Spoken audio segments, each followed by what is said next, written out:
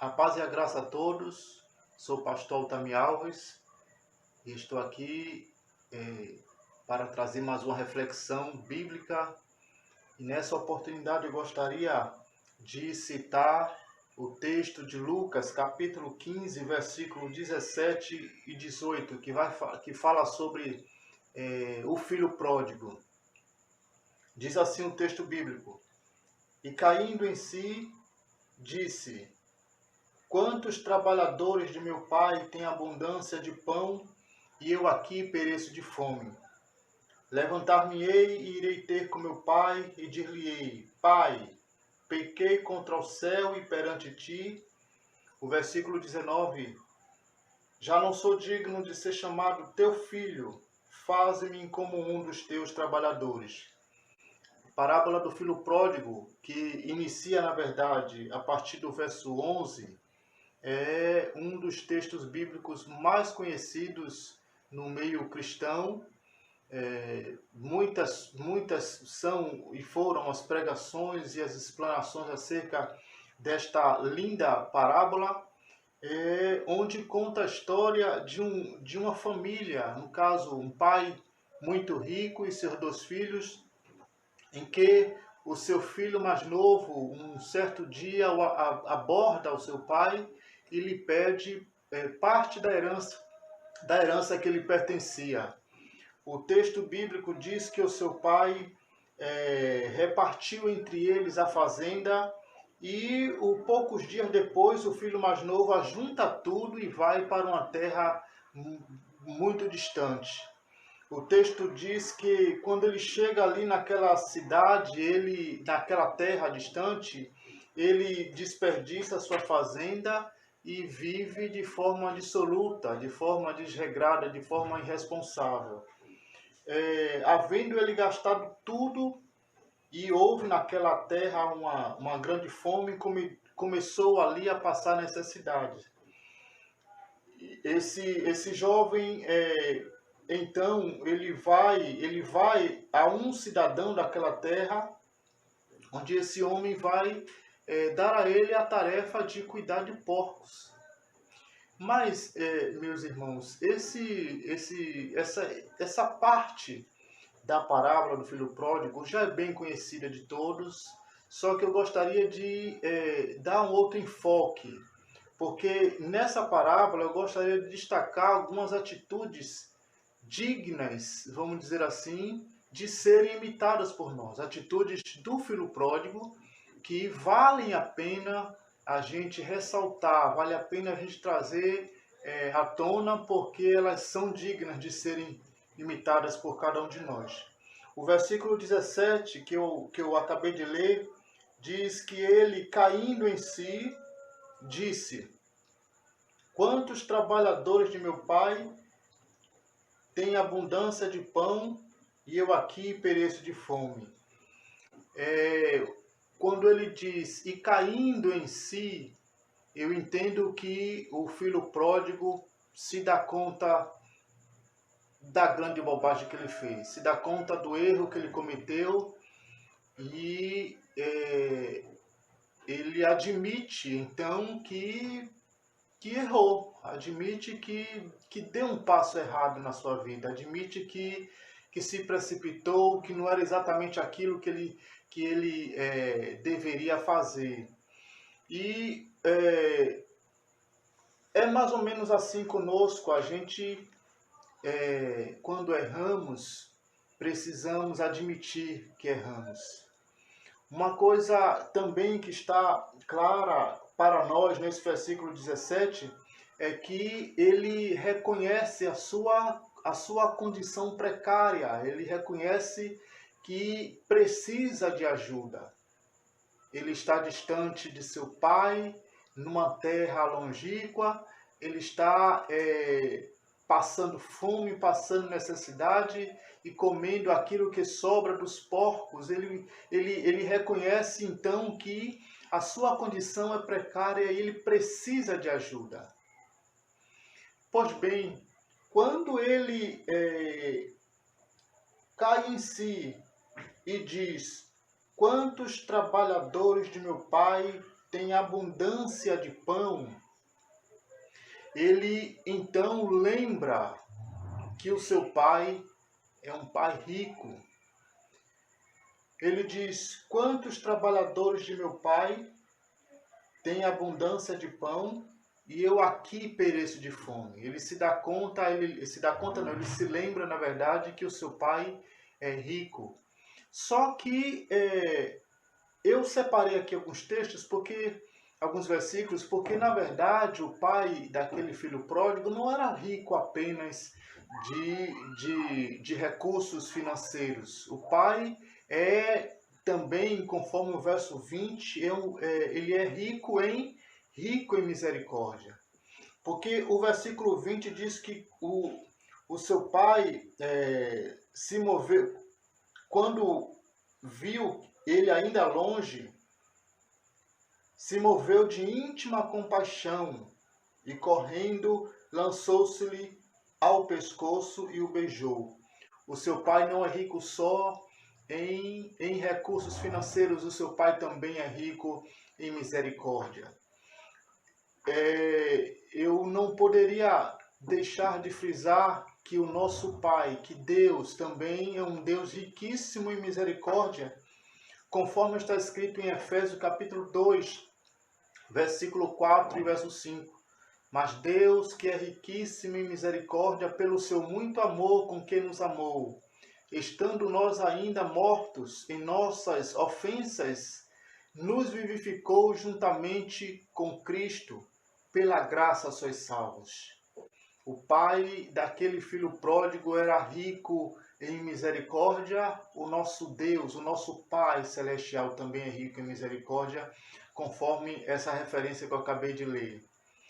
Pois bem, o versículo 21 também evidencia que o pai daquele filho pródigo é também rico, neste caso, rico em perdoar, rico em perdão. Pois o versículo 21, o filho, ao chegar em casa, ao se reencontrar com o seu pai, ele diz: Pai, pequei contra o céu e perante ti. Já não sou digno de ser chamado teu filho. Porém, no verso 22, o pai não vai logo dizendo para os seus servos: trazei depressa a melhor roupa e vestilho. Ou seja, o seu pai não estava ali para passar na cara o seu erro, o seu pai não estava ali para questionar por que ele fez aquilo, por que ele foi embora, por que ele desperdiçou tudo. Afinal de contas, o seu pai é um pai rico em perdoar. Me faz lembrar o que está escrito em Isaías, capítulo 55, 55, verso 7. Deixe o ímpio o seu caminho e o homem maligno os seus pensamentos, e se converta ao Senhor, que se compadecerá dele. Torne para o nosso Deus, porque é grandioso em perdoar. E mais, 1 João capítulo 1, verso 9. Se confessarmos os nossos pecados, ele é fiel e justo para nos perdoar os pecados e nos purificar de toda a injustiça. O pai daquele filho pródigo é rico em perdão. Da mesma forma, Deus, o nosso Pai, é também rico em perdoar. Ele é também rico em amor, porque diz que, no verso 20, diz que quando o pai vê o filho, ele corre, lança-lhe ao pescoço e o beija. O pai é rico em amor. Salmos 86, verso 5. Pois tu, Senhor, és bom e pronto a perdoar, e abundante em benignidade para todos os que te invocam. O Pai ele é rico, rico em amor. Então, aquele jovem rico, aquele filho pródigo, ele, ao lembrar que o seu pai é rico, ele toma uma decisão. porque o versículo 18 diz: levantar-me-ei e irei ter com meu Pai. Às vezes nós também precisamos tomar a decisão de levantar e ter com nosso Pai. Ao tomar essa decisão, aquele jovem ele entende que não dá mais para continuar no erro. Não dá mais para continuar naquela situação precária que ele está. Não dá mais para permanecer errando. Às vezes nós precisamos entender, meus amados, que não dá mais para continuar no caminho do erro, fazendo as coisas que o Pai não gostaria de nos ver fazendo. Quando ele toma essa decisão, ele reconhece que precisa voltar. Esta foi a decisão mais sábia daquele jovem, porque ao decidir voltar, ao reconhecer que precisava voltar, isso deu a ele não apenas a chance, mas se tornou uma realidade na vida dele, poder finalmente voltar verdadeiramente. Ele reconhece que precisa voltar. Só que ele entende que não dá para continuar no erro, ele reconhece que precisa voltar, e no versículo 20, ele toma a decisão, ele coloca a sua decisão em prática, porque o verso 20 diz: e levantando-se, foi para o seu pai. Aquele jovem não ficou apenas nos planos, na ideia dos planos. Aquele jovem não ficou apenas matutando voltar. Ele não, ele vai lá, ele admite que precisa voltar e toma a decisão: levantar-me-ei e irei ter com meu pai. E no verso 20 diz que ele, levantando-se, foi para o seu pai. Talvez Deus esteja esperando essa atitude minha e sua. Talvez Deus esteja esperando que eu e você tomemos a decisão de voltar verdadeiramente. Então, quando ele levanta para ir ter com seu pai, ali ele então entende que ele vai ter uma ação, uma atitude. Como eu falei, às vezes Deus está esperando de nós atitude e mais coragem para encarar o Pai. Coragem para encarar o Pai. Imagine aquele filho voltar sem nenhum recurso, tendo gastado tudo. O que é que ele vai dizer ao seu pai? O que é que ele vai argumentar diante do seu pai? Mas aquele jovem é um jovem, nesse caso, corajoso, porque ele vai encarar, ele tem coragem para encarar o seu pai. Ele chega, inclusive no verso 18 e 19, ele chega a ensaiar as palavras que vai dizer ao pai. Então, é uma atitude que nós também precisamos ter: coragem. Coragem para encarar o Pai. E às vezes dizer: Pai, pequei contra o céu e perante ti. Quando o filho pródigo decide voltar, o versículo 21 diz que ele, enfim, confessa o seu erro. Porque o versículo 21 diz: Pai, pequei contra o céu e perante ti. Às vezes a gente precisa confessar. E a Bíblia diz, em Provérbios 28:13, o que encobre as suas transgressões nunca prosperará, mas o que as confessa e deixa alcança a misericórdia. E mais, é importante saber que o pai estava aguardando o momento do reencontro.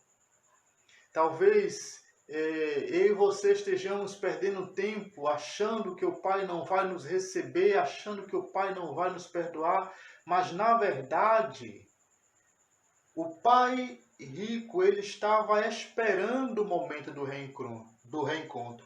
O versículo 20 diz assim: E levantando-se foi ter com seu pai, e quando o filho ainda estava longe, o seu pai o viu e se moveu de íntima compaixão e correu até o filho. O pai, na verdade, está desejoso e aguardando o momento do reencontro. Também é bom saber que quando o filho pródigo retorna ao lar paterno, o pai lhe oferece o melhor. Talvez muitas pessoas estão distanciadas do pai. Talvez muitas pessoas estão com seus corações remoendo. Talvez preocupado porque errou, talvez preocupado que o pai não vai lhe perdoar, mas na verdade o pai está ansiosamente esperando e mais. O pai está lhe guardando, né? Guardando para você o melhor. Porque o verso 22 e o verso 23 diz assim: Mas o pai disse aos seus servos: Trazei depressa a melhor roupa. E mais, ponde-lhe um anel na mão e sandália nos pés. Deus está esperando que eu e você voltemos para nos ofertar, para nos oferecer o melhor. Mesmo que nós tenhamos, por acaso, falhado, pecado, nos distanciado dele, o Pai está nos aguardando para nos oferecer o melhor. Quando ele volta, quando o filho pródigo volta, quando ele volta arrependido, há também uma explosão de alegria. O versículo 24 diz assim: Porque este meu filho estava morto e reviveu, e tinha se perdido e foi achado, e começaram a alegrar-se. Sejamos nós, eu e você, responsáveis por promover uma festa no céu. Porque o versículo 10, aí mesmo de Lucas capítulo 15, diz assim: Assim vos digo que há alegria diante dos anjos de Deus por um pecador que se arrepende. Então Deus está talvez aguardando que eu e você tomemos a decisão de voltar, admitir que erramos, entender que precisamos voltar e finalmente voltarmos. Porque, meus amados, para encerrar, eu gostaria de dizer o seguinte: se as primeiras ações do filho pródigo são, de fato, reprováveis, elas são realmente um exemplo a não ser seguido, a gente não deve ignorar, contudo, que as suas últimas atitudes, elas são dignas de ser imitadas por todos nós. Que a gente admita que errou, que a gente reconheça a nossa condição precária, que nós reconheçamos a nossa, que nós precisamos de ajuda, que nós possamos lembrar que o nosso Pai é rico, que nós possamos lembrar que não dá mais para continuar no erro, que nós possamos lembrar ou reconhecer que nós precisamos voltar. Que Deus nos abençoe e que essa reflexão possa falar profundamente no seu coração. Deus abençoe a todos, em nome de Jesus.